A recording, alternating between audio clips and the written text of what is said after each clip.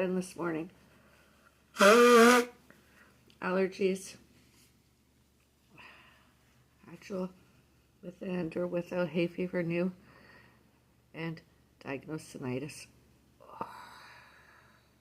And sinus bradycardia. I was watching more that video I mentioned earlier. Video, vlog, whatever it is. COVID-19 SARS, severe acute respiratory syndrome. And I have decided now, I'd say it's 20% accurate and the 80% bullshit. To live like we're already dead.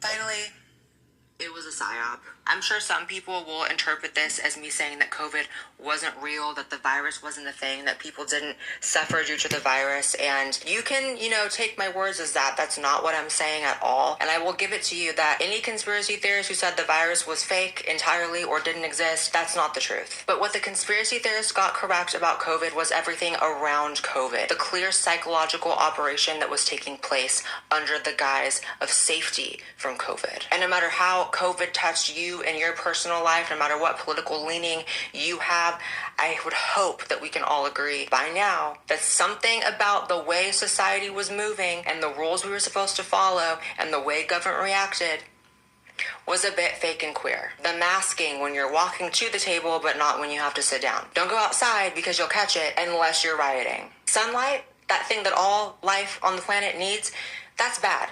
Sitting and staring at the blue light that destroys your health on your phone all day, that's good. Like I said before, to this day, there is still a sizable amount of people that if you inform them of the actual survivability rate of COVID, they will react in shock. And that in and of itself is nothing but proof that there was a number run on the psyche of the everyday person. If you have to have a live death counter on CNN, if you have to Photoshop Joe Rogan to look like he's on his deathbed to really hammer in the point that this is something you have to be afraid of, if you have to do all that, maybe it's because it's not as bad as you're actually saying, and maybe you have a motive. It's also just very convenient that, like every other psyop we can identify throughout history and in real time, that it had the wonderfully convenient and helpful